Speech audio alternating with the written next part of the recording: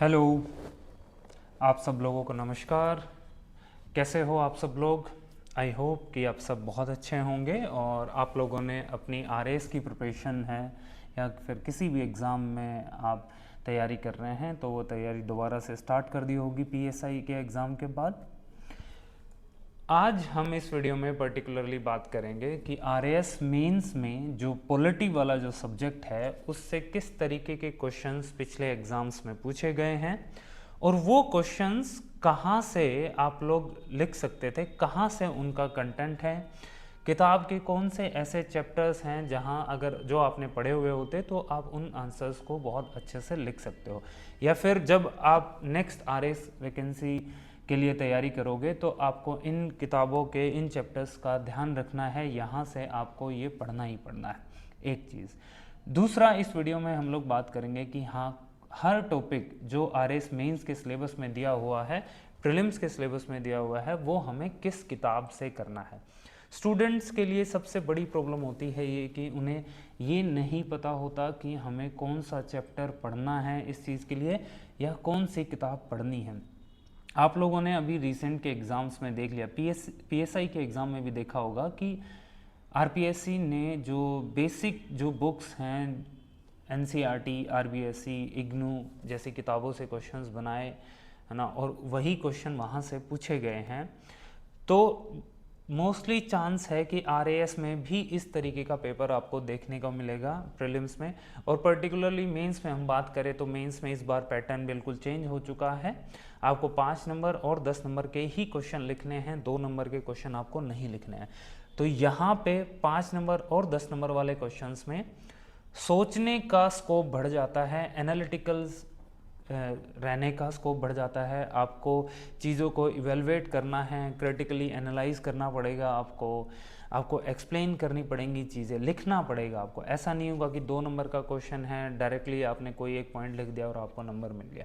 अभी आपको सोचना पड़ेगा और अपनी आंसर राइटिंग जो स्किल्स हैं वो इम्प्रूव करने पड़ेंगे। तो इस वीडियो में हम लोग देखते हैं कि हमने आरएस मेंस से रिलेटेड कौन से ऐसे टॉपिक्स हैं या कौन से क्वेश्चन पूछे गए थे जो पिछले एग्जाम्स में आए और वो क्वेश्चंस कहाँ से कवर हो रहे हैं, मतलब हमें इनके सोर्सेज देखने हैं। क्योंकि एक बार आपके पास अगर सोर्सेज आपकी लिस्ट आ गई तो सोर्सेज की लिस्ट के बाद आपके लिए तैयारी आसान हो जाती है। आप डिफाइन कर लेते हो कि हमें यहाँ से इतना पढ़ना है और फिर उसी को बार बार आपको रिवाइज करना है।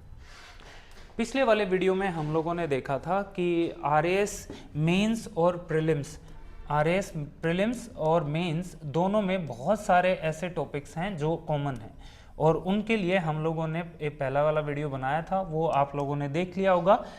वो कॉमन जो टॉपिक्स हैं वो अगर एक साथ प्रिपेयर कर लेते हो तो आपकी बहुत सारी एनर्जी बच जाएगी, बहुत सारा टाइम आप लोग सेव कर सकते हो और एक ही किताब से आपको एक बार ही वो चीज़ें पढ़नी होंगी। प्रीलिम्स और मेंस एक साथ चीज़ें हो जाएंगी। अगर हम लोग आरएएस मेंस के सिलेबस की बात करें तो मेंस के सिलेबस को आप 4 पार्ट में ब्रेक कर सकते हो। सिर्फ पॉलिटी वाले की बात कर रहा हूँ मैं। आप देखते हो कि जीएस 3 में आपका इंडियन पॉलिटी वाला पार्ट है आरएएस मेंस के सिलेबस में, उसमें भी यूनिट 1 में है। आप इसको 4 सेक्शंस में डिवाइड कर लेना। 4 सेक्शंस में कैसे आप देखोगे कि जैसे जो इंडियन पॉलिटी वाला पार्ट है वो फर्स्ट पार्ट आप मान लीजिए, ठीक है। स्टेट पॉलिटी वाला जो पार्ट है वो सेकंड पार्ट हो जाएगा। फिर आईआर अलग से दे रखा है, अलग से टॉपिक्स आपके मेंशन किए हुए हैं, वो आपका थर्ड पार्ट हो गया। और इस बार क्या हुआ कि करंट अफेयर्स और जो इश्यूज हैं वो अलग से दिए हुए हैं। जैसे पहले स्पोर्ट्स एंड योगा अलग से सब्जेक्ट हुआ करता, लेकिन अभी इसी में ऐड कर दिया गया है और इसीलिए पॉलिटी वाला जो सिलेबस है वो बढ़ गया है और इसके मार्क्स भी बढ़ गए हैं। अब वो अभी हम मार्किंग स्कीम में देखेंगे भी, आप देखोगे कि अब 85 मार्क्स का ये यूनिट हो गया है। तो ये इस तरीके से आप इंडियन पॉलिटी को डिवाइड करोगे और आप प्रिपरेशन करोगे तब भी आपकी अप्रोच यही रहनी चाहिए। आज हम इस वीडियो में जो बात करेंगे वो सिर्फ हम इस सेक्शन की बात करेंगे कि इंडियन पॉलिटी में जो ये पहला सेक्शन है, दूसरा सेक्शन है और तीसरा सेक्शन है, इसमें बहुत प्रॉब्लम आती है स्टूडेंट्स को, डायनेमिक्स ऑफ इंडियन पॉलिटी, कि ये कहाँ से करना है। तो ये टॉपिक्स हम डिस्कस करेंगे कि इनसे कौन से क्वेश्चन पूछे गए और ये टॉपिक्स आपको कौन सी किताब से करना है। आईआर के लिए हम लोग टोटली एक अलग वीडियो लेके आएंगे, उसमें बात करेंगे, क्योंकि ये भी अपने आप में बहुत इंपॉर्टेंट टॉपिक है और इसका भी आपको कोई एक सोर्स नहीं मिलता जहाँ से कि भाई एक पीडीएफ उठाई और वहाँ से आपने चीज़ें कर ली, बहुत टफ है। स्टेट पॉलिटी के लिए लोकेश सर आप लोगों के लिए अलग से वीडियो लेके आएंगे, वो भी इसी तरीके से कि पहले कौन से क्वेश्चन पूछे गए हैं और वो किस तरीके से सोल्व किए जा सकते थे और कौन सी किताब से आपको पढ़ना था। करंट अफेयर्स के भी हम लोग ऐसे ही एक और वीडियो में कवर करेंगे। अभी एक बार मार्किंग स्कीम एक बार हम लोग देख लेते हैं। ये जैसे ही पैटर्न चेंज हुआ है तो अब ये बहुत इंपॉर्टेंट हो जाता है कि आपको चीज़ें प्लान करनी पड़ेंगी। आप रैंडमली तैयारी करने लगोगे तो आप बहुत नुकसान में आ जाओगे। तो सबसे पहले आप देखो कि ये मार्किंग स्कीम दी हुई है आरपीएससी ने, ये पेपर 1 है, पेपर 2 है एंड पेपर 3 है। तो आज जो हम लोग बात कर रहे हैं वो पेपर 3 की है और पेपर 3 में भी सिर्फ हम लोग यूनिट 1 की बात करेंगे। यूनिट 1 में आप देखो टोटल नंबर ऑफ क्वेश्चंस अगर आप देखोगे तो 14 क्वेश्चंस आप लोगों से पूछे जाएंगे। कितने क्वेश्चन है टोटल? 14 क्वेश्चन आप लोगों से पूछे जाएंगे। इसको सही कर लेना, ये 85 है। इसमें 5 नंबर के जो क्वेश्चन आप देख रहे हो कितने हैं टोटल? 11 क्वेश्चन है। कितने क्वेश्चन? 11 क्वेश्चन आपको 5 नंबर के लिखने हैं, मतलब 55 नंबर आपके 5-5 नंबर वाले क्वेश्चन आएंगे जिनको आपको 50 वर्ड में लिखना है। फिर अगर मैं बात करूं 10 नंबर के कितने क्वेश्चन है? 3 क्वेश्चन ऐसे होंगे जो आपको 10 नंबर के लिखने होंगे। ये टोटल कितने मार्क्स का हो गया? 30 नंबर का हो गया और इसमें 150 वर्ड्स में आपको ये लिखना है। पहले आपको ये 100 वर्ड्स में लिखना होता था, लेकिन अभी आरपीएससी ने पैटर्न चेंज कर दिया है। अभी आपको यही 10 नंबर का क्वेश्चन कितने वर्ड्स में लिखना है? 150 वर्ड्स में लिखना है। तो इस चीज का एक बार आप लोग थोड़ा सा ध्यान रखें, तैयारी करते टाइम आपके माइंड में ये होना चाहिए। तो टोटल आप देखोगे तो 85 मार्क्स हैं जो आपका यूनिट 1 है। पहले ये कम नंबर के थे, अप्रोक्सीमेटली 70 मार्क्स का था ये, अब ये बढ़ा दिया गया है, अब ये 85 मार्क्स का हो गया है। भाई 5-5 नंबर वाले क्वेश्चन आपके 55 मार्क्स के हैं, 10 नंबर वाले क्वेश्चन आपके 30 नंबर के हैं, तो टोटल आपका 85 मार्क्स हो गया। मैं एक और चीज़ पे आप लोगों का ध्यान खींचना चाहता हूँ यहाँ पे, और ये बताना चाहता हूँ कि आप इस चीज़ को बिल्कुल ध्यान में रखें। शायद हो सकता है कि किसी ने ये चीज़ नहीं की हो। वर्ड्स जो हैं वो आपको ध्यान रखने पड़ेंगे। आप मेंस का जब पेपर लिखोगे तो उसमें वर्ड्स का गेम अब बढ़ गया है। जैसे जो लोग पुराने स्टूडेंट्स हैं उन्होंने जब पेपर दिए होंगे, पिछला मेंस लिखा होगा, तो उस मेंस के पेपर में आप देखोगे तो आपको ऑलमोस्ट 2000 के आसपास वर्ड्स लिखने हैं। ठीक है, 2000 के आसपास आपको वर्ड्स लिखने थे, वर्ड लिमिट की अगर मैं बात करूं पर्टिकुलरली। लेकिन अभी जब से पैटर्न चेंज हुआ है, अब इन्हीं 3 घंटों में, भाई पहले भी आपको 3 घंटे ही मिलते थे, अब आपको 2300 से ज्यादा वर्ड्स लिखने पड़ेंगे। वर्ड लिमिट ये है अब 2300 हो गई है। अब आप सोचो, पहले आप 2000 शब्द लिख रहे थे 3 घंटे में, और अभी आपको 2300 शब्द लिखने होंगे अब उन्हीं 3 घंटों में। तो अब स्पीड आपको बढ़ानी पड़ेगी आंसर राइटिंग की, और वो स्पीड कैसे बढ़ेगी? जब आप डेली आंसर राइटिंग करोगे। डेली आंसर राइटिंग करना बहुत ज़रूरी हो गया है आपको। आप उतनी ही स्पीड रख के 2300 शब्द नहीं लिख पाओगे अगर आपने प्रैक्टिस नहीं की तो। और मैं एक और चीज़ आप लोगों को बता दूं यहाँ पे, कि आप लोगों का जो कंपटीशन यहाँ पे बढ़ता है पर्टिकुलरली, वो यूपीएससी वाले जो स्टूडेंट हैं वो भी अब इस एग्ज़ाम को देंगे और देते आए हैं। आप सिलेक्शन देखना, बहुत सारे ऐसे स्टूडेंट्स आपको मिलेंगे जिन्होंने पहले यूपीएससी की तैयारी कर रखी है, बहुत अच्छी अंडरस्टैंडिंग है, वो आते हैं और इस एग्ज़ाम को देते हैं। तो यूपीएससी वाले स्टूडेंट्स के साथ कैसे कंपीट करोगे? वहां पे वो स्टूडेंट्स क्या करते हैं कि इन्हीं 3 आवर्स में 4000 शब्द लिखते हैं। अब आप सोच के देख लीजिए खुद से ही कि वहां पे वो स्टूडेंट 4000 शब्द लिख के आएगा, तो उतने ही टाइम में उसको क्वालिटी और उस चीज का ध्यान रखना पड़ता है। और अगर उसको सिर्फ इन्हीं 3 घंटों में और 2300 ही शब्द लिखने होंगे, तो आप सोचो कि वो अपनी क्वालिटी पे बहुत ज़्यादा ध्यान दे सकता है, वो अपने आंसर्स को बहुत अच्छा लिख सकता है। जब हम बात करते हैं वैल्यू एडिशन की आंसर्स में, तो उनके आंसर्स में आप देख सकते हो उनके पास ज़्यादा नॉलेज तो मैं नहीं बोलूँगा, बट हाँ वो अपने आंसर्स को बहुत बेहतर कर सकते हैं, क्योंकि उनकी प्रैक्टिस जो हो चुकी होती है वो 3 घंटे में 4000 शब्द लिखने की हो चुकी होती है, और आपको यहाँ पे 2300 शब्द ही लिखने हैं। तो आप सोचो वो लोग कितना बेहतर लिख सकते हैं। बस आप भी लिख सकते हो, ऐसा नहीं कि आप नहीं लिख सकते, लेकिन आपको प्रैक्टिस ज़्यादा करनी पड़ेगी पहले के मुकाबले, जो आप लोग पहले एग्जाम में करते आए थे। तो वर्ड लिमिट इसलिए बहुत इंपॉर्टेंट हो जाती है, यहाँ पे आपको अभी ध्यान रखना पड़ता है। एक बार मैं टॉपर्स के भी मार्क्स दिखाना चाहता हूँ। ये टेलीग्राम से मुझे ये चीज़ें मिली थी कि रैंक 1 की अगर आप बात करोगे तो रैंक 1 के पेपर 3 में मैं पर्टिकुलरली बात कर रहा हूँ, पेपर 3 में जिसमें अपना पॉलिटी वाला सेक्शन है, उनके 79.5 मार्क्स हैं।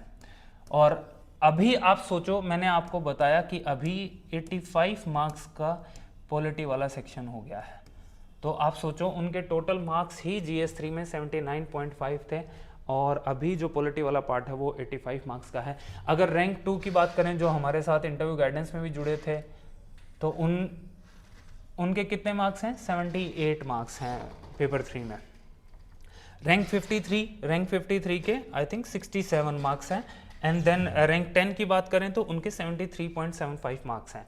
आप सोचो अब कितनी इंपॉर्टेंस बढ़ जाती है सिर्फ एक ही सब्जेक्ट की। अगर आप उसको बहुत अच्छे से करते हो और बहुत बढ़िया से आंसर्स लिखते हो तो आप अपना स्कोर कैसे इंप्रूव कर सकते हो। हालांकि नंबर आरपीएससी बहुत कम देती है, मार्किंग स्कीम में आप देखोगे तो जब चेक करती है तो बहुत कम नंबर मिल रहे होते हैं, लेकिन आपके पास यहाँ पे स्कोप है इस पेपर में। एक और चीज़ मैं आप लोगों को बताना चाहता हूँ, जैसे रैंक 1 का आप देखो, अगर टोटल मार्क्स जो है वो 405 है, 405 नंबर में उनकी फर्स्ट रैंक आई है। सोचो आप, आउट ऑफ 900 मार्क्स, मतलब ये आपके 45% मार्क्स ही हैं जो आपको लाने हैं जिससे आपकी फर्स्ट रैंक आ सकती है। तो आप जब तैयारी करो तो इस चीज़ को माइंड में रखना है कि हाँ, आपको बहुत सिलेक्टिवली चीज़ें करनी है, रैंडमली नहीं भागना है। आप 100% के लिए फाइट मत मारो। 100% तो ना तो कट ऑफ जाती है, ना आपको चाहिए होते हैं। आपको सिर्फ उतने ही मार्क्स चाहिए होते हैं जहाँ पे आप अपना सिलेक्शन ले सको, लेकिन वो तभी आते हैं जब आप स्ट्रेटेजिकली चीज़ों को करते हो, ऐसा नहीं रैंडम जाके चीज़ें कुछ कर रहे हो। तो ये देखो 45% मार्क्स पे ही आपका फर्स्ट रैंक आ गई है। तो इस चीज़ का आप ध्यान रखिएगा, थोड़ा सा दिमाग में रहेंगी चीज़ें। तो अब हम बात कर लेते हैं कि इंडियन पॉलिटी से मेंस के जो क्वेश्चन पूछे गए हैं वो कौन से पूछे गए, प्लस में वो किन किताबों से, वो या कौन से चैप्टर्स आपने अगर पढ़े हुए हैं तो आप उन आंसर्स को लिख सकते हो। जिन लोगों ने पिछला मेंस दिया है वो भी ट्राई करना, ये चैप्टर्स पढ़ने के बाद जो क्वेश्चन दिया हुआ था उसको अटेम्प्ट करना। और जो नए स्टूडेंट्स हैं, अभी पहली बार मेंस की तैयारी करेंगे, तो उनको सबसे पहला ही काम ये करना है कि PYQs को पढ़ना है। भले ही 3-4 बार आप उन क्वेश्चंस को पढ़ो, क्योंकि उससे आपको आइडिया लगेगा कि हाँ, आरपीएससी का पूछने का स्टाइल क्या है, वो किस तरीके के क्वेश्चन पूछ रहे हैं। प्लस आपको ये अंडरस्टैंडिंग हो जाएगी कि जब आप कोई भी टॉपिक पढ़ेंगे तो उस टॉपिक को पढ़ना किस तरीके से है, वो आपको PYQ से पता चलता है। PYQs are the real friend in your preparation, तो आप उनको बिल्कुल भी ना छोड़ें। वो ही आपको रास्ता दिखाते हैं कि आपको किस डायरेक्शन में चलना है, तो उनको बार बार पढ़िएगा। अब हम लोग देख लेते हैं एक बार, जैसे एक क्वेश्चन आया था, इवेलुएट करना था, we the people of India से रिलेटेड था। तो ये क्वेश्चन जब आप देखोगे तो ये क्वेश्चन आपका लक्ष्मीकांत का जो प्रेम्बल वाला चैप्टर है, अगर आपने वो पढ़ा हुआ हो, प्लस में एनसीईआरटी का क्लास 11th का चैप्टर 1 भी आपको पढ़ना है। मैं एक चीज़ यहाँ पे क्लियर कर देता हूँ, मैं ये बिल्कुल नहीं कह रहा हूँ कि हाँ, यहाँ पे ये जो क्वेश्चन पूछा गया था वो एज इट इज छपा हुआ था, ऐसा बिल्कुल भी आपको मेंस के किसी भी क्वेश्चन में नहीं मिलेगा। आप बिल्कुल ये बात मत मान लेना कि आपको मेंस के जो क्वेश्चंस हैं वो as it is as a answer आपको कहीं पे लिखे हुए मिलेंगे, ये बिल्कुल नहीं हो सकता। आपको अपनी अंडरस्टैंडिंग डेवलप करनी पड़ेगी। आपको जो वो होता है ना कि रीडिंग बिटवीन द लाइंस, आपको पढ़ना पड़ेगा लाइन टू लाइन। जब आप चीजें पढ़ते हो तब आपको समझ आता है, आपको अंडरस्टैंडिंग बनती है कि हाँ, क्या पूछ रहा है। अब ये we the people of India आप लोगों ने पढ़ा हुआ होगा, बहुत बार पढ़ा है, बट उसको इवेलुएट करना था आपको। ओके, मैं पूरा क्वेश्चन एक बार बता देता हूं कि हाँ, क्या क्वेश्चन आप लोगों से पूछा गया था। Evaluate the claim we the people of India made by the constituent assembly. Constituent assembly के द्वारा जो ये क्लेम किया गया था वी द पीपल, प्रेम्बल में आप लोगों ने देखा था, उसको इवेलुएट करना था कि क्या वो बात सही थी या कहीं वहाँ पे कॉन्ट्राडिक्शन था, किस तरीके से इंडिया की डाइवर्सिटी उस जो कॉन्स्टिट्यूएंट असेंबली बनाई गई थी उसमें रिप्रेजेंट हो रही थी, वहाँ पे डिफरेंट सेक्शंस के जो लोग थे, डिफरेंट रीजन्स के जो लोग थे, वो क्या रिप्रेजेंट कर रहे थे, क्या लोगों ने उन्हें चुन के भेजा था या डायरेक्टली और इनडायरेक्टली इलेक्शंस हुए थे। तो ये आपको इवेलुएट करना था कि हाँ कॉन्स्टिट्यूएंट असेंबली में जो वी द पीपल वाली जो फीलिंग है वो रिफ्लेक्ट हो रही थी या नहीं हो रही थी। तो वो ऐसा नहीं है कि कहीं पे भी एज इट इज आपको लिखा होगा, लेकिन जब आप ये चैप्टर्स पढ़ते हो तब आपकी अंडरस्टैंडिंग ऐसी बन जाती है कि हाँ इस तरीके का क्वेश्चन अगर आपको सामने मिलता है तो वो क्वेश्चन आप इजीली अटेम्प्ट कर सकते हो। ठीक है, फिर एक अगला क्वेश्चन आया था, explain the constitutional implication of secularism in India. आपको सेक्युलरिज्म की क्या इंप्लीकेशन है, कॉन्स्टिट्यूशनल इंप्लीकेशंस क्या हैं वो बतानी थी, एक्सप्लेन करनी थी। तो ये लक्ष्मीकांत का चैप्टर 3 और चैप्टर 8 अगर आप पढ़े हुए हो अच्छे से तो आप कर सकते हो। प्लस में 11th क्लास की एनसीईआरटी जो है उसका सेकंड चैप्टर आप लोग एक बार देख लेना, वहां से ये क्वेश्चन आपका कंप्लीट हो जाएगा। फिर ओसीआई पे था, ओवरसीज सिटीजन्स ऑफ इंडिया से रिलेटेड, ये आपका करंट अफेयर्स में काफ़ी न्यूज़ में था उस टाइम पे, तो मतलब करंट अफेयर्स भी हमारे लिए बहुत इंपॉर्टेंट हो जाता है। बट इसके जो बेसिक्स हैं वो आपको सिटीजनशिप वाला जो चैप्टर है लक्ष्मीकांत में, पहले ये हमारे सिलेबस में नहीं था लेकिन अब इसको ऐड कर दिया गया है, तो अब आपको पढ़ना है, लेकिन करंट अफेयर्स से रिलेट करके आपको इसको पढ़ना पड़ेगा। न्यूज़पेपर बहुत इंपॉर्टेंट हो जाता है हमारे लिए।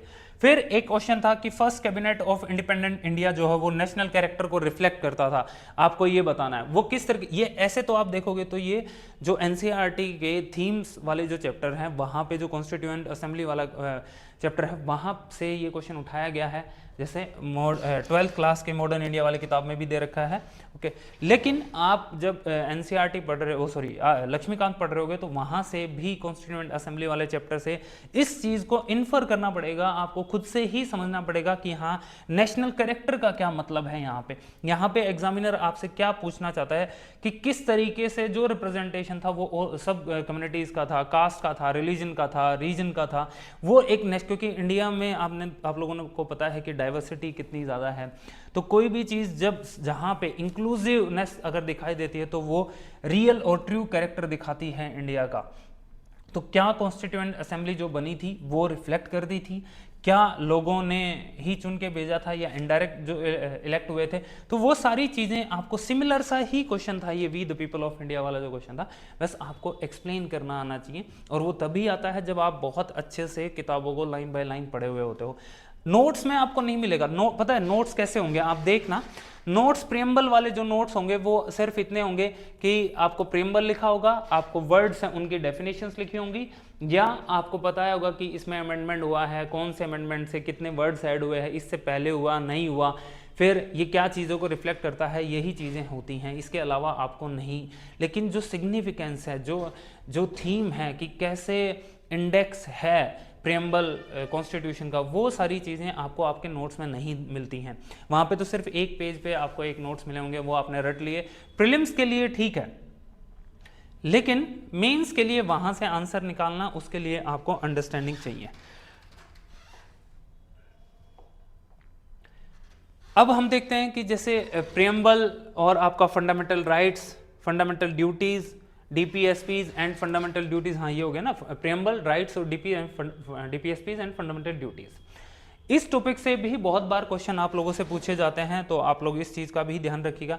जैसे पहला क्वेश्चन आप देखो, explain the principle of reasonable classification implied in article 14 of the constitution of India.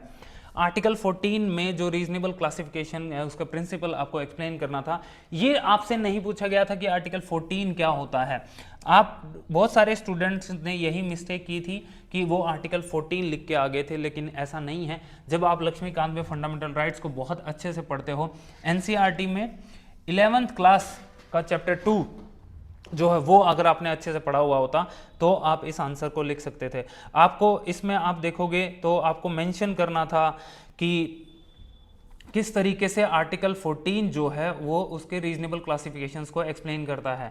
ठीक है, यहाँ पे आपको इंटेलिजिबल डिफरेंशिया अगर आप मेंशन नहीं करते हो, रैशनल नेक्सस को आप मेंशन नहीं करते हो, तो आपका आंसर कंप्लीट नहीं होता है, और ये आपको किताबों में ही मिलेगा, आपके नोट्स में नहीं होगा ये चीज़, तो थोड़ा सा आपको इसमें ध्यान रखना है। नेक्स्ट क्वेश्चन था आपका आर्टिकल 21 से रिलेटेड था, राइट टू लाइफ से रिलेटेड।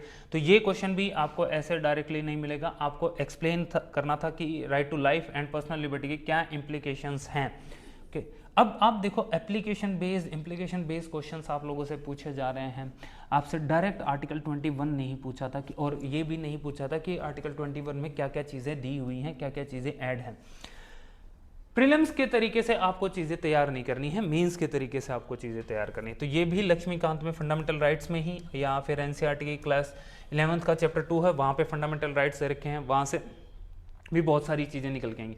ऐसे ही आप ये लक्ष्मीकांत वाले फंडामेंटल राइट्स और जो अलग अलग चैप्टर्स दे रखे हैं वो पढ़ने हैं, प्लस में एनसीईआरटी वाले चैप्टर्स आपको पढ़ने हैं। मैं एक चीज़ और आप लोगों को यहाँ पे बता देता हूँ कि जब आप एनसीईआरटी पढ़ रहे होते हो या आरबीएससी पढ़ रहे होते हो, तो उसमें क्यों ये किताबें पढ़ना बहुत अच्छा होता है, जो स्टार्टिंग की जो लाइन्स होती हैं आप देखते हो, चैप्टर का जो इंट्रोडक्शन होता है वो इतना अच्छा होता है कि आप भी उसे अपने इंट्रोडक्शन में यूज़ कर सकते हो, आप अपने कंक्लूजन में भी यूज कर सकते हो, या इस चैप्टर के एंड में जब आप देखते हो एक टेबल दी हुई होती है जहाँ पे समरी होती है, तो वहाँ पे भी कुछ ऐसे पॉइंट्स होते हैं जो डायरेक्टली आप अपने आंसर्स में लिख सकते हो, और आपके आंसर्स में जो वो कीवर्ड्स की बात होती है कि जब भी आरपीएससी पेपर चेक करती है तो कीवर्ड्स पे फोकस करती है, ये कीवर्ड्स आपके बुक्स से आने चाहिए, और वो बुक्स जब आप एनसीईआरटी या फिर आप आरबीएससी की किताबें पढ़ते हो या ऑथेंटिक बुक जैसे लक्ष्मीकांत आपने पढ़ी हुई होती है, तब आपके आंसर्स में वो चीज़ें रिफ्लेक्ट हो रही होती हैं। तो इसलिए उनके इंट्रोडक्शंस को भी आप अच्छे से पढ़ा करो। नेक्स्ट टॉपिक था federalism and centre state relations. Centre state relations ये बहुत इंपॉर्टेंट टॉपिक है, और यहाँ से मोस्टली क्वेश्चन आपके पूछे जाते हैं, ये करंट अफेयर से भी रिलेटेड हो जाता है और आपका सिलेबस में भी दे रखा है, तो यहाँ से मैक्सिमम क्वेश्चंस हैं जो वो मेंस में पूछे जाते हैं, तो इसलिए इस टॉपिक पे आप खासकर ध्यान देंगे। जैसे पिछली बार गवर्नर का रोल जो है तमिलनाडु से रिलेटेड इशू था, वहाँ पे गवर्नर के साथ बिल को लेके कि कितने दिन तक बिल रिजर्व रख सकते हैं, है ना, तो ये क्वेश्चन न्यूज़ में था। अब आपसे वहाँ पे गवर्नर के रोल को डिफाइन करना था, लेकिन पर्टिकुलरली तमिलनाडु वर्सेस गवर्नर के केस से रिलेटेड। अब अगर आप न्यूज़पेपर पढ़ते हो, आपने लक्ष्मीकांत से गवर्नर वाला जो चैप्टर है वो बहुत अच्छे से पढ़ा हुआ होगा, तब आप इन चीज़ों को कर सकते हो। लेकिन रैंडमली आप यहाँ पे ऐसा नहीं था कि आपसे ये पूछा गया हो कि गवर्नर के फंक्शंस क्या हैं, गवर्नर के रोल क्या है, वो सब नहीं पूछा था, मतलब सॉरी फंक्शंस पूछ लिए, पावर्स पूछ लिए, ऐसा नहीं, वो पर्टिकुलरली तमिलनाडु वाले केस से आपको रिलेट करके चीज़ें करनी थी। तो वो तभी आएगी जब आप रेगुलरली इंडियन एक्सप्रेस या द हिंदू आप पढ़ रहे होगे। ठीक है, नेक्स्ट क्वेश्चन था जैसे सब्जेक्ट से रिलेटेड आपसे पूछ लिया था कि आर्टिकल 243 में अर्बन लोकल बॉडीज से रिलेटेड क्वेश्चन था, तो वो भी जो लोकल गवर्नमेंट्स हैं वहाँ पे भी आपके लक्ष्मीकांत में ये चैप्टर दिया हुआ है। एनसीईआरटी में भी 11th क्लास का चैप्टर 8 है, वहाँ पे भी लोकल गवर्नमेंट्स का जिक्र है, तो वहाँ पे से भी आप जाके देख सकते हो। प्लानिंग कमीशन, नीति आयोग या फेडरलिज्म से रिलेटेड, वही नीति आयोग वाला चैप्टर आपको पढ़ना है, आपका दे रखा है लक्ष्मीकांत में भी, और फेडरलिज्म वाला चैप्टर आपको पढ़ना है एनसीईआरटी से। ठीक है, फिर आपका आता है जैसे बोमई केस हो गया, पुंची कमीशन हो गया, पावर्स ऑफ गवर्नर हो गया, ये सारे के सारे आपके लक्ष्मीकांत में दे रखे हैं, या फिर आपको इंडियन एक्सप्रेस या एनसीईआरटी के ये चैप्टर्स मैंने मेंशन कर दिए हैं। मैं आप लोगों के साथ ये पीडीएफ भी शेयर कर दूंगा कि हाँ कौन से चैप्टर्स या कौन से क्वेश्चन कहाँ से आए हैं।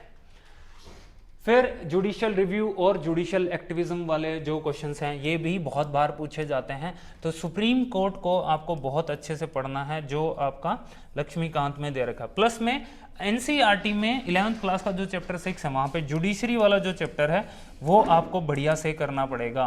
ओके, तो इसको ज़रूर आप लोग एक बार देख लीजिएगा, यहाँ से भी बहुत सारे अच्छे पॉइंट्स आपको आपके आंसर्स में मिल जाएंगे।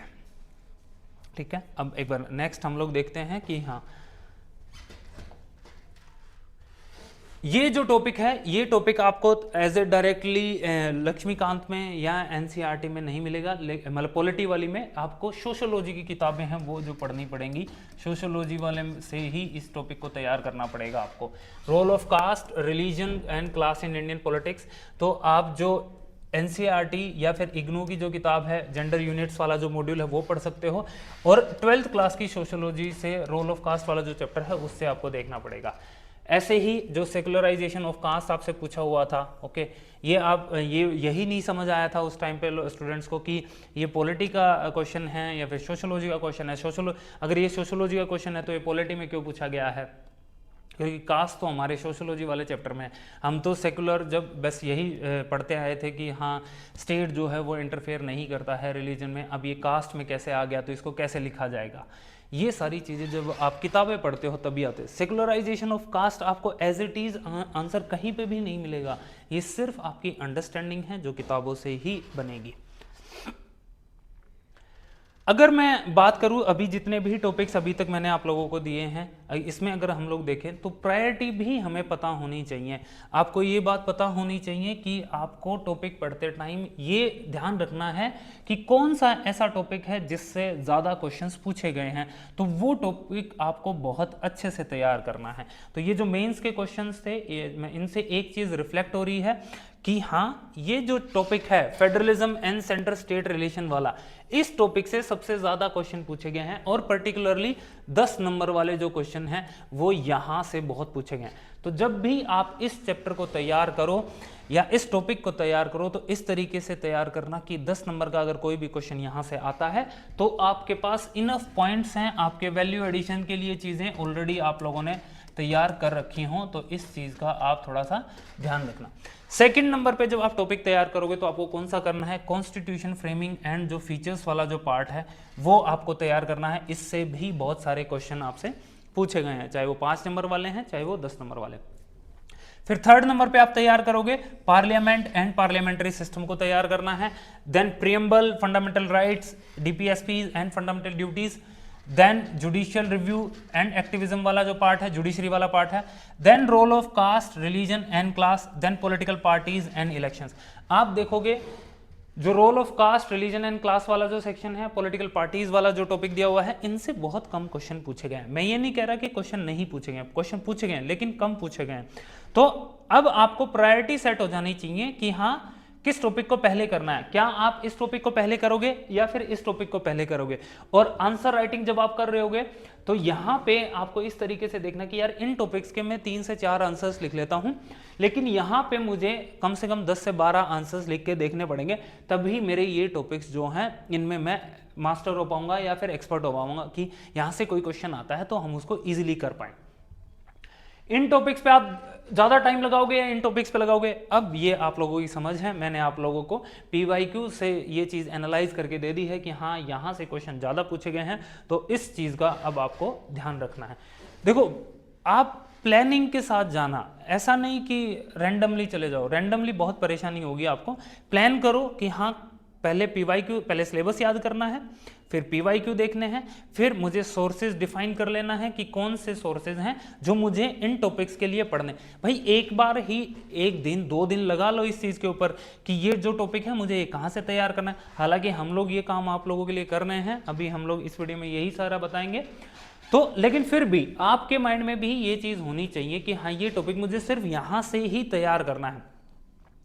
आप बार बार ये चीज़ करने नहीं भागोगे, आप पहले से ही अपना जो मटेरियल जो आपको कलेक्ट करना है, जो पढ़ना है, वो एक बार ही इकट्ठा करके रख लो, उसको बार बार ढूंढने का टाइम आपके पास नहीं होगा। ठीक है, तो ये तो मैंने क्वेश्चन ही आप लोगों को बताए हुए हैं कि कौन कौन से क्वेश्चन पर्टिकुलरली टॉपिक से पूछे हुए हैं। अब हम बात कर लेते हैं सोर्सेज की कि आपको कौन से सोर्सेज जो हैं वो आपको फॉलो करने हैं। 1 मिनट पानी भी लगा।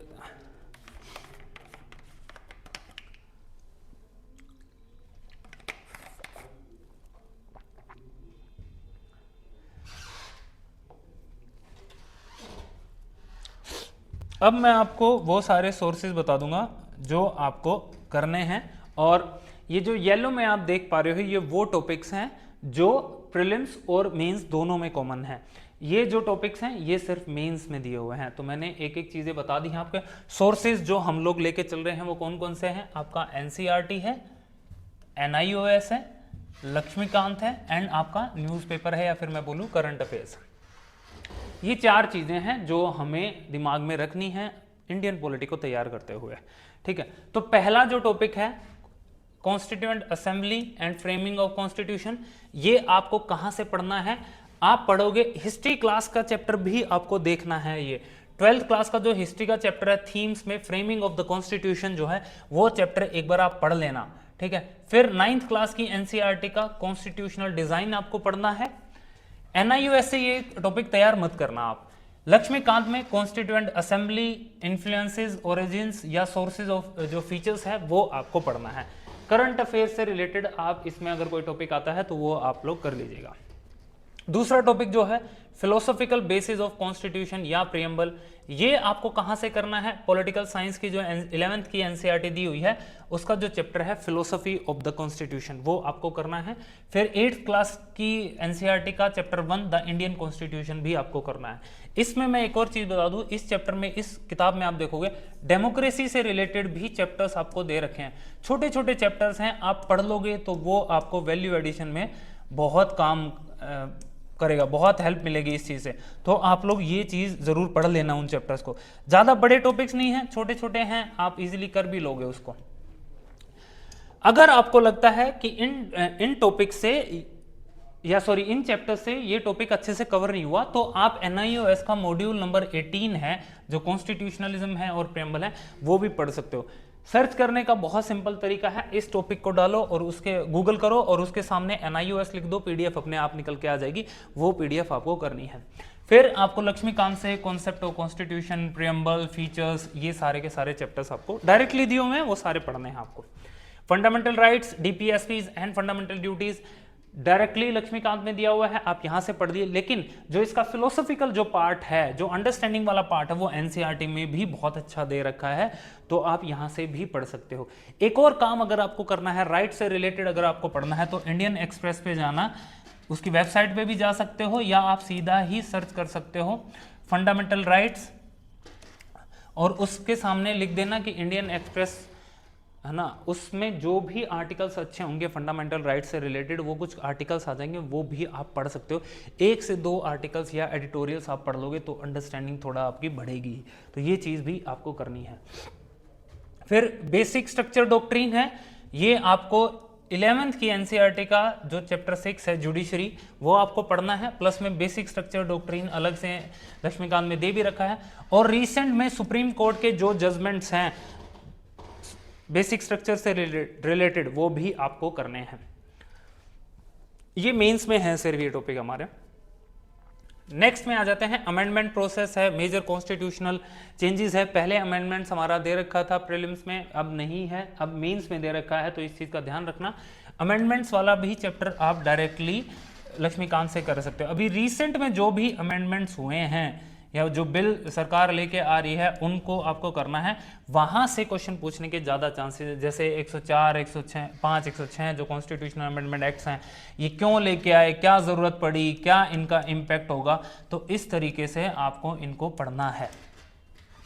फिर recent constitutional developments and judicial pronouncements, जैसे कॉन्स्टिट्यूशनल मोरालिटी, ट्रांसफॉर्मेटिव कॉन्स्टिट्यूशनलिज्म। सबसे पहली चीज़ तो ये आपके नोट्स में ऐसे तो मिलेगा ही नहीं, इनको समझना बहुत टफ होगा, ये न्यूज़पेपर से आपको ये टॉपिक्स करने हैं। प्लस में आप देखोगे जो 9th क्लास का एनसीईआरटी 9th क्लास का कॉन्स्टिट्यूशनल डिज़ाइन जो चैप्टर है वहाँ से कर सकते हो।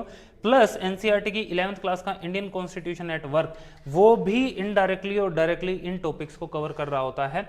फिर एनआईओएस से आप ये निकाल लेना constitutional values and political system in India, Laxmikanth पढ़ना है। प्लस में जो भी सुप्रीम कोर्ट के जजमेंट्स हैं, चाहे वो सबरीम वाला टेम्पल वाला इशू था, ट्रिपल तलाक था, एलजीबीटीक्यू वाला जो था, ये भी आपको पढ़ना है। यहाँ पे कॉन्स्टिट्यूशनल मोरालिटी के एग्जांपल्स हैं, आपको पता चलेगा कि हाँ ये चीज़ें क्या हैं, क्या एक्सप्लेन करती हैं और इसका क्या इम्पैक्ट होता है और ये किस तरीके से कॉन्स्टिट्यूशन से चीज़ें रिलेट करती हैं और वो इम्पैक्ट करती हैं सिटीजन्स पे। तो ये चीज़ आप पढ़ोगे। और अगर आप चाहते हो कि मैं इन टॉपिक्स को पढ़ा दूं, ये प्रॉपर जो टॉपिक्स दिए हुए हैं, क्योंकि ये डायनेमिक्स वाला पार्ट है, ये आपको कहीं नहीं मिलेगा। अगर आप चाहते हो मैं इसको यूट्यूब पे पढ़ा दूं तो आप लोग कमेंट सेक्शन में बता भी देना।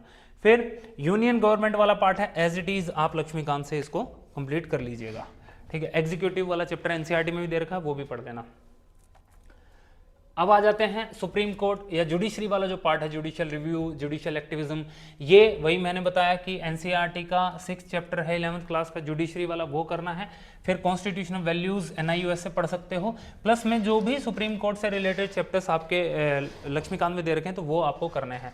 और करंट अफेयर्स में जो भी सुप्रीम कोर्ट के जजमेंट्स हैं वो पढ़ने पड़ेंगे। Virtual court, E courts and E committee, ये आपको एनसीईआरटी में या एनआईयूएस में एज इट इज़ नहीं मिलेगा, लेकिन आपको ये इग्नू में मिल सकता है। इग्नू की पीडीएफ में ये आपको मिल जाएगा, तो वहाँ से भी कर सकते हो। प्लस में आपको सुप्रीम कोर्ट के जो भी इनिशिएटिव्स हैं, जैसे जस्टिस डिलीवरी को इम्प्रूव करने के लिए सुप्रीम कोर्ट किस तरीके से टेक्नोलॉजी की मदद लेगी, या टेक्नोलॉजी किस तरीके से जस्टिस डिलीवरी को इम्प्रूव कर सकती है, या जस्टिस में इंक्लूसिवनेस लेके आ सकती है, तो क्या ऐसे स्टेप्स होंगे, क्या वर्चुअल कोर्ट्स का रोल रहेगा, क्या आपका जो आप देखो ई कोर्ट्स हैं या फिर ई कमेटीज़ हैं वो कैसे हेल्पफुल रहेंगी।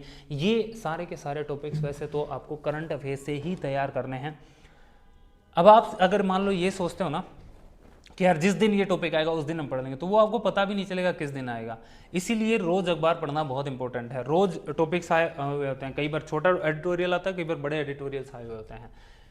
यूनियन स्टेट रिलेशंस, मैंने अभी आपको पहले ही बताया था प्रायोरिटी वाले में कि फेडरलिज्म वाला पार्ट बहुत इंपॉर्टेंट है। तो आपको ये challenges to the Indian democracy या सेंटर स्टेट रिलेशन जो लक्ष्मीकांत में देर का वहाँ से करना है, और ये इसके साथ साथ federalism, NITI Aayog, coalition government, governors role, GST, regional parties, ये सब आपके लक्ष्मीकांत में दे रखे हैं। इन्हीं से रिलेटेड अगर न्यूज़ में कुछ चीज़ें चल रही हैं, जैसे जीएसटी में डिस्ट्रीब्यूशन को लेके, टैक्स डिस्ट्रीब्यूशन को लेके भी इश्यूज़ हैं स्टेट्स के बीच में, स्टेट्स के भी इश्यूज़ हैं। कई बार आप देखोगे वोटर डिस्ट्रीब्यूशन में आपको मिलेगा, बाउंड्रीज़ के इश्यूज़ मिलेंगे आपको, तो ये चीज़ें आपको देखनी है, वो आपको करंट अफेयर्स में मिलेंगी। अर्बन लोकल बॉडीज़ आप 8th क्लास की एनसीईआरटी से भी कर सकते हो, प्लस में 11th क्लास की पॉलिटिकल साइंस में भी लोकल गवर्नमेंट्स दे रखी हैं वहाँ पे, या फिर आप लक्ष्मीकांत से भी इसको कवर कर सकते हो। Election commission and electoral reforms, ये इलेक्टोरल पॉलिटिक्स आपका एनसीईआरटी में दे रखा है, आप यहाँ से ज़रूर करिएगा। एनआईयूएस में बहुत अच्छा दे रखा है, ये बहुत बढ़िया से आपको वहाँ पे पॉइंट्स मिल जाएंगे। फिर आपका लक्ष्मीकांत से भी इसको आप कवर कर सकते हो। NOTA, VVPAT, women's reservation act, ये सारे करंट अफेयर्स में होते हैं। ये हमारे डायरेक्टली और इनडायरेक्टली इलेक्शन कमीशन और इलेक्टोरल रिफॉर्म से रिलेटेड टॉपिक्स हैं, तो ये आपको करने हैं, ठीक है। यूपीएससी, एनएचआरसी, एनसीडब्ल्यू, ये जो है ये डायरेक्टली कमीशंस दिए हुए हैं, वो आप लक्ष्मीकांत से कवर कर सकते हो। नीति आयोग, लोकपाल, सीवीसी, ये भी आपके लक्ष्मीकांत में आप लोग कर सकते हो। ये जो पार्ट है public policy, citizen charter, social audit, grievance redressal, ये पहले नहीं दे रखा था, अब दे रखा है। तो आप इसको कहाँ से करना, इग्नू से करना। इग्नू की पीडीएफ्स हैं, ओके, हम लोग भी ये पीडीएफ शेयर कर देंगे, आप लोग मैसेज कर देना, ओके। वैसे हमारे जितने भी कोर्सेज हैं, अब आप ये मत सोचना, टेंशन मत लेना कि यार ये इतनी पीडीएफ कहाँ से मिलेंगी, तो हमारे कोर्सेज में हम लोग ये पीडीएफ्स आप लोगों के साथ शेयर करेंगे, ठीक है। Contemporary shifts in Indian democracy, party system है, रीजनलिज्म है, कोलिजन पॉलिटिक्स है, ये challenges to Indian democracy NIUS वाले पार्ट से करना है। 11th क्लास की जो एनसीईआरटी है वहाँ से भी ये चीज़ कर सकते हैं, इवन 10th क्लास की एनसीईआरटी में भी है। पॉलिटिकल डायनामिक्स एनसीईआरटी में, सॉरी लक्ष्मीकांत में टॉपिक दिया वो आपको करना है, और करंट अफेयर्स में जो भी चीज़ें हैं इन टॉपिक से रिलेटेड वो करनी पड़ेंगी। फिर gender participation and inclusive politics, ये आपको मेंस में है, ये इलेक्टोरल वाला टॉपिक्स है, प्लस में करंट अफेयर्स से होगा ये। AI enabled social political mobilisation, ये आपका डायरेक्टली रिलेट करता है करंट अफेयर से। न्यूज़ में जो चीज़ें चलती हैं कि किस तरीके से टेक्नोलॉजी वो ट्रांसफॉर्म करेगी डेमोक्रेसी में चीज़ों को, तो ये आपका करंट अफेयर्स में बहुत सारे टॉपिक्स आपको देखने को मिल जाएंगे। वोटिंग बिहेवियर, इलेक्टोरल रिफॉर्म्स, ये आपको 9th क्लास की जो एनसीईआरटी है उसमें इलेक्टोरल पॉलिटिक्स वाला चैप्टर करना है। मैंने आपको पहले ही बताया था ये टॉपिक आप लोग एनआईयूएस से करना, बहुत अच्छा यहाँ पे दे रखा है।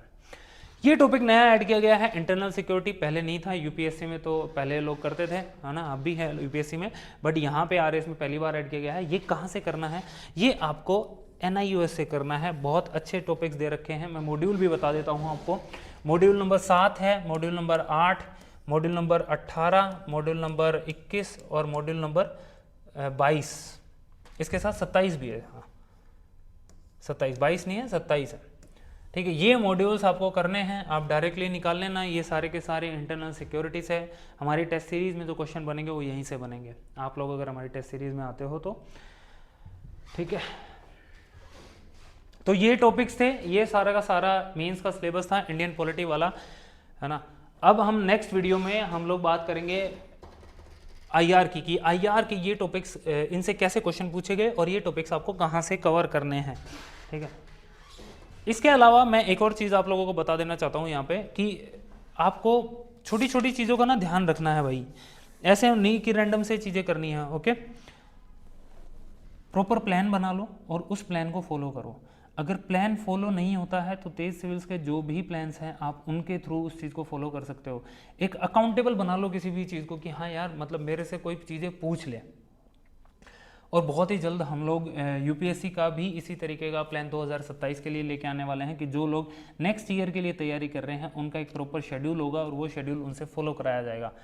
देखो यार, हमने तो वही चीज़ें सीखी हैं पिछले 3 साल में, जो भी RS के बैचेस निकाले हैं, और अभी रिजल्ट भी आएगा दूसरे बैच का हमारा, कि रेगुलरिटी से ना चीज़ें हराई जा सकती हैं भाई। आप रेगुलर हो तो यू कैन डू एनीथिंग। बस आपको कोई एक ऐसा बंदा मिल जाए, ऐसा इंसान मिल जाए जो आपको रेगुलर होने पे बाउंड कर दे चीज़ों को, और यही काम तेज सिविल्स की टीम आप लोगों के साथ करती है। एक बार मैं फिर से ये चीज़ें रिवाइज़ करवा दूँ जो हम लोगों ने पढ़ी हैं अभी, जो हम लोगों ने देखी है, मतलब पढ़ी तो नहीं है, कि आप लोगों को सबसे पहली चीज़ आप PYQ करोगे। सबसे पहले तो सिलेबस आपको पता होना चाहिए, सिलेबस पूरा का पूरा याद करना है, फिर आपको PYQs करने हैं, एंड देन आपको प्रायोरिटी वाइज आप टॉपिक्स को सेट करोगे कि हाँ कौन सा टॉपिक आपको पढ़ना है, किससे ज़्यादा क्वेश्चंस पूछे गए हैं। फेडरलिज्म वाला जो टॉपिक है मैंने बताया सबसे इंपॉर्टेंट है, सबसे ज़्यादा क्वेश्चन पूछे गए हैं, तो उसको टॉप प्रायोरिटी में रखोगे। लक्ष्मीकांत में ऑलमोस्ट टॉपिक्स हैं, लेकिन लक्ष्मीकांत के साथ आप ये NCERT वाली बुक को रखो, और कुछ कुछ टॉपिक्स ऐसे होंगे जो बहुत सिलेक्टेड आपको पढ़ने हैं, वो NIOS से करना। तो ये 3 किताबें आपके लिए इनफ हैं। इसके साथ करंट अफेयर्स से चीज़ों को आपको ऐड करना है। 10 नंबर के जो क्वेश्चंस हैं उनको अगर आपको अच्छा लिखना है तो आपको आंसर राइटिंग बहुत करनी पड़ेगी, बहुत ज़्यादा प्रैक्टिस करो तभी आप लिख पाओगे। मैंने आपको बता दिया है, अब आपको 2300 से ज़्यादा शब्द आपको लिखने हैं, और आपके पास टाइम उतना ही है, ऐसा नहीं कि टाइम बढ़ा दिया गया, 3 घंटे ही हैं आपके पास। ठीक है, इसके बाद करंट अफेयर्स आपको रेगुलर पढ़ना पड़ेगा। ठीक है, आप रिलेट करो, कोई भी टॉपिक पढ़ते हो कि ये आपके सिलेबस में किस तरीके से आता है नहीं आता है। जो भी एडिटोरियल्स हैं न्यूज़ में और आपके सिलेबस से रिलेट करते हो तो वो आपको पढ़ने हैं। बताया कि NIOS को सिलेक्टिव टॉपिक्स के लिए करो, है ना। ऐसा नहीं कि सारी की सारी किताबें आपको पढ़नी है, सिलेक्टिव हर एक टॉपिक को कहाँ कहाँ से देखना है वो मैंने आपको बता दिया है। आंसर राइटिंग में इंट्रोडक्शन कैसे करना है, बॉडी कैसे बनानी है, उसका कंक्लूजन कैसे लिखना है, ये भी प्रैक्टिस से आएगा, ऐसे नहीं है कि आप लोग चीज़ें कर लोगे। कीवर्ड्स का बहुत बड़ा रोल रहेगा, क्योंकि RPSC में जब आंसर चेक होते हैं तो कीवर्ड्स पे फोकस किया जाता है। वैल्यू एडिशन वाला काम भी अभी आप साथ साथ कर लेना, ठीक है, और चीज़ों को बार बार आपको रिवाइज करना है। तो ये था आज का video, thank you so much. अब आप हमें कमेंट सेक्शन में ये बता सकते हो कि हमें नेक्स्ट किस टॉपिक को कवर करना है। ऐसे ही हम लोग सारे टॉपिक्स को कवर करेंगे, तो आप क्या चाहते हो कि कौन से टॉपिक को कवर किया जाए। कल से ही हमारे प्रोग्राम स्टार्ट हो रहे हैं। अगर आपको डेली आंसर राइटिंग करनी है अभी से और आपको डेली MCQ लगाने हैं तो हमारे जो भी प्रोग्राम स्टार्ट हो रहे हैं, क्यूबिट आप लोगों ने बहुत बार सुना भी होगा, और क्यूबिट ने ही प्रीलिम्स और प्लस SI वाले एग्ज़ाम में मतलब बहुत ज़बरदस्त परफॉर्म किया है, तो आप लोग जाके देख सकते हो। That's all, thank you so much.